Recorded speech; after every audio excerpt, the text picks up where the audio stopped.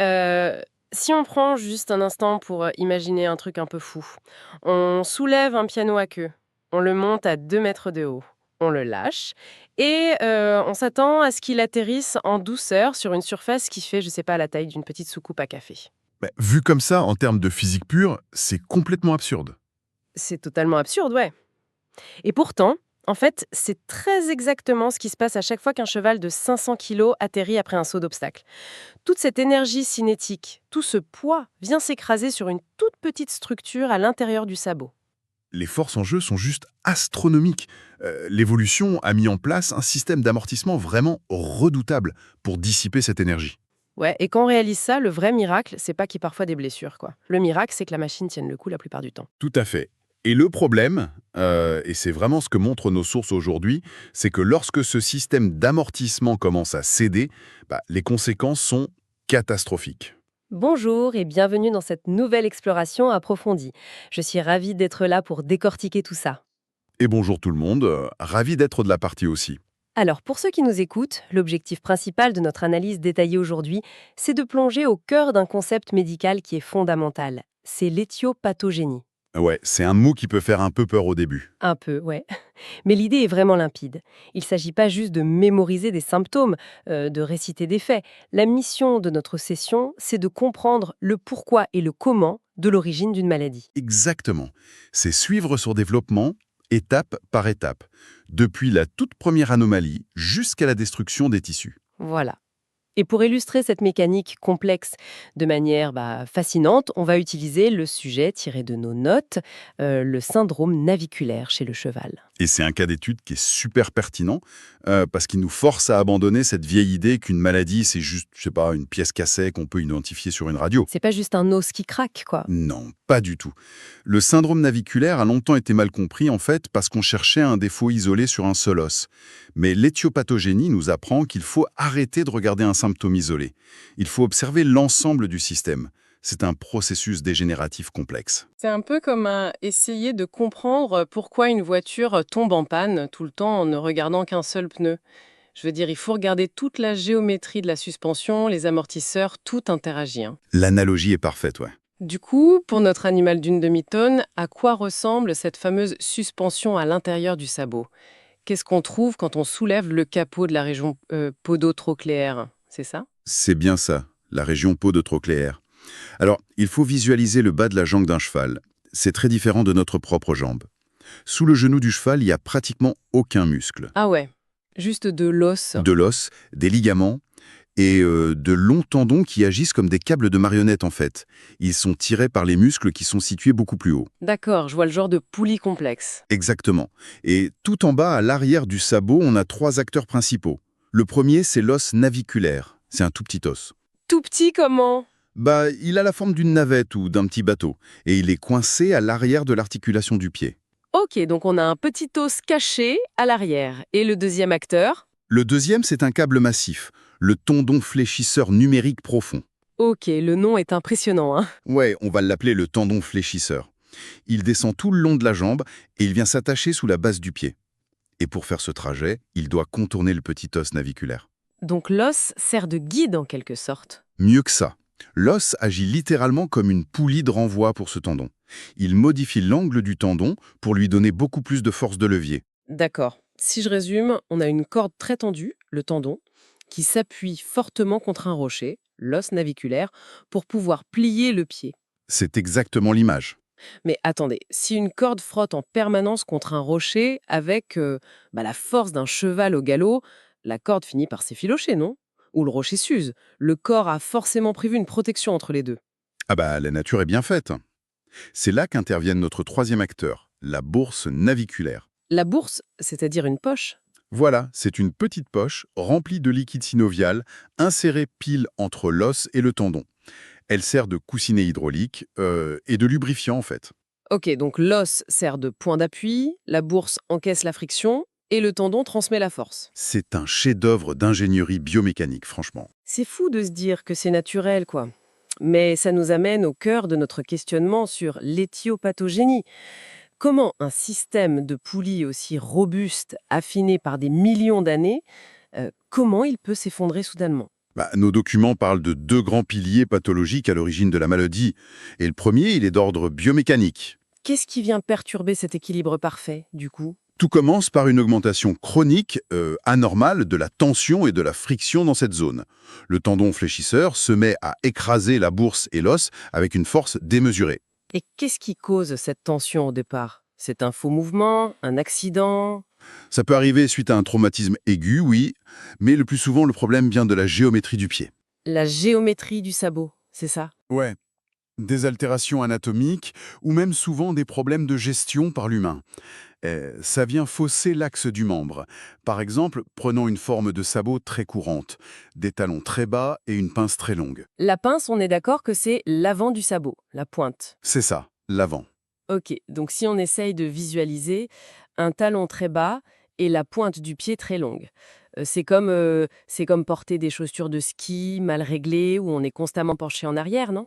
Le poids bascule vers l'arrière et l'avant fait levier. L'analogie est très bonne. Du coup, chaque fois que le cheval veut lever son pied pour avancer, la pince longue agit comme un bras de levier qui résiste. Ah, je vois. Et pour arracher le pied du sol, le muscle doit tirer beaucoup plus fort sur le tendon fléchisseur. Donc la corde se tend à l'extrême. Exactement.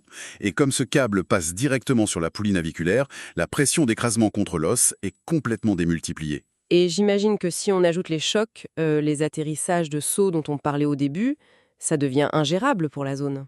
Les microtraumatismes répétitifs aggravent tout. Le système mécanique sature. Ok, donc le facteur biomécanique, c'est cette poulie qui se fait broyer par son propre câble, à cause d'une mauvaise posture. C'est ça. Mais ce que je ne comprends pas dans les notes, c'est comment cette simple friction mécanique finit par détruire l'intérieur de l'os. Je veux dire, un os, c'est minéral, c'est dur. Et c'est là qu'on aborde le deuxième grand pilier, le facteur vasculaire. C'est crucial pour l'éthiopathogénie. Un os, c'est pas juste un morceau de craie. C'est un tissu vivant. Voilà. Il a besoin d'être nourri en permanence par des vaisseaux sanguins. Sauf que ces minuscules artères et veines, elles doivent traverser cette zone sous tension pour atteindre l'intérieur de l'os. Oh, attendez, d'accord, décortiquons cela. Si le tendon écrase littéralement les tissus contre l'os avec une force énorme, Ouais, les vaisseaux sanguins se retrouvent pris en étau. mais complètement. La pression constante comprime physiquement les vaisseaux. C'est comme marcher sur un tuyau d'arrosage. Waouh, le flux est interrompu. C'est le lien de cause à effet fondamental ici. La pression mécanique ferme les vannes du sang. Ce n'est donc pas l'impact direct qui détruit l'os, c'est le fait que la pression constante l'étouffe littéralement en lui coupant son approvisionnement en sang. C'est le mot juste, il l'étouffe. Ce manque de sang, c'est ce qu'on appelle l'ischémie. L'ischémie, d'accord. Et du coup, les cellules qui maintiennent l'os commencent tout simplement à mourir. L'os dégénère. La machine s'enraye parce qu'elle est asphyxiée par sa propre tension. C'est tragique, mais hyper logique. C'est la beauté de comprendre le processus. Du coup, maintenant qu'on a le pourquoi, l'étouffement mécanique, on va regarder l'effet domino, comment ça se déploie dans le temps, étape par étape. C'est quoi la première chose qui cède? C'est l'os qui fait mal en premier? En fait, non. L'os met du temps à montrer de la douleur. L'étape 1, on l'a dit, c'est la surcharge et la friction anormale. Mais l'étape 2, le premier tissu à capituler, c'est notre fameux amortisseur. La bourse naviculaire, le coussinet. Ouais, sous le frottement constant, ce coussinet s'irrite et s'enflamme fortement. C'est ce qu'on appelle la synovite. Ah, synovite, parce que c'est plein de liquide synovial. Exactement. Et c'est vraiment le tout premier tissu à provoquer de la douleur chez le cheval. La poche gonfle, et comme l'espace est déjà restreint, Ça devient une vraie cocotte minute, quoi. si l'espace est réduit par la tension et que ça gonfle en plus, Tu vois le cercle vicieux, ça augmente encore plus la pression globale. donc ça écrase encore plus les vaisseaux sanguins. C'est l'étape 3. Le compromis vasculaire s'aggrave. L'ischémie dont on parlait détruit l'os qui perd sa densité. On appelle ça la lyse osseuse. La lyse osseuse, et il y a un détail fascinant dans nos sources sur cette étape. Quand l'os perd sa nutrition, le corps essaye de compenser d'une manière assez extrême, non? Ah oui, c'est incroyable. Pour tenter de faire passer plus de sang face à cette hypoxie, le corps va littéralement élargir les canaux vasculaires à l'intérieur de la zone médulaire de l'os. Il agrandit les tuyaux. C'est ça. Et le truc fou, c'est que sur une radiographie, ces canaux élargis, ils ressemblent à des espèces de sucettes. Des sucettes. Ouais, des chupétines en espagnol, comme le notent certaines sources vétérinaires. Des formes très sombres parce qu'il n'y a plus de calcium à cet endroit. C'est fascinant. En gros, le corps essaye de percer de plus grands tuyaux pour faire passer plus de sang, mais en faisant ça, il évite sa propre structure de l'intérieur. Il la sacrifie, ouais. Ça la rend fragile et irrégulière, comme du gruyère. Et un os poreux et irrégulier va à son tour râper le tendon qui glisse dessus. Le système est ruiné. Bon, alors, sachant comment la pathologie détruit l'intérieur, de façon invisible, comment ça se manifeste à l'extérieur pour le cheval? La douleur est localisée à l'arrière du sabot, vers les talons. Donc pour éviter cette douleur, le cheval va changer sa façon de marcher. Il te compense. Voilà. Il évite de poser le talon et il atterrit d'abord sur la pointe, sur la pince. Et ce changement, sur le long terme, ça atrophie l'arrière du pied. Le sabot entier se rétrécit et se déforme. Ok, donc la biomécanique cause la douleur, et la douleur crée une nouvelle biomécanique désastreuse. C'est implacable. Mais heureusement, si on comprend cette logique, on peut la traiter intelligemment. C'est tout l'intérêt. Décryptons la logique des traitements avec les mots-clés qu'on a vus. Par exemple, les ferrures correctives, comme le fer à œuf ou le rolling en pince, comment ça agit? Ça attaque directement l'origine biomécanique. Le fer à œuf donne un support énorme au talon, pour éviter qu'il s'enfonce. On redresse les talons. Et le rolling en pince, c'est quand on arrondit l'avant du fer. Ça facilite le décollage du pied, ce qui élimine la fameuse tension extrême sur le tendon. On détend le câble. Ok, donc biomécanique c'est coché, mais l'os manque toujours de sang. Nos sources mentionnent l'utilisation de vasodilatateurs. Là, la logique est évidente. On attaque l'origine vasculaire. Les vasodilatateurs vont dilater les vaisseaux écrasés pour ramener l'oxygène et freiner la dégénérescence de l'os. On relance le ravitaillement. Et pour la douleur, l'inflammation du coussinet, la synovite. On utilise des thérapies régénératives, parfois des injections locales, et surtout du repos. Il faut limiter l'impact pour que les tissus mous guérissent. Juste pour être sûr que notre auditoire a bien tout assimilé, je résume la chaîne, parce qu'elle est brillante de logique. Vasez. Mauvaise biomécanique, donc friction. Cette friction crée une pression énorme, la pression cause l'inflammation, la synovite et pince les vaisseaux. Ça mène à l'hypoxie puis l'ischémie. Et sans sang, on termine sur la dégénérescence, la lyse osseuse. C'est un résumé parfait de l'éthiopathogénie du syndrome naviculaire. C'est tellement plus clair, ça montre bien que comprendre une maladie, c'est pas juste mémoriser des symptômes aléatoires, c'est suivre une suite logique d'événements physiques et chimiques, du premier frottement jusqu'à la modification de l'os. Et d'ailleurs, ça m'amène à une réflexion que je trouve assez profonde en lisant ces sources. Ah, laquelle? On a vu que la douleur pousse le cheval à marcher sur la pointe des sabots pour se soulager, non? Ouais, c'est son réflexe de survie immédiat.